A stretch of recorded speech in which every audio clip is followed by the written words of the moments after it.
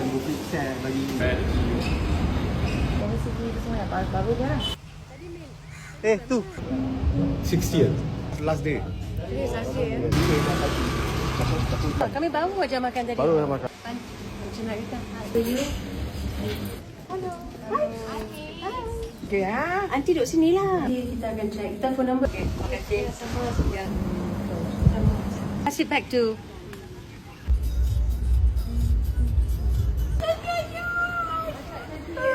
Ya pun lancar semua. Sihat.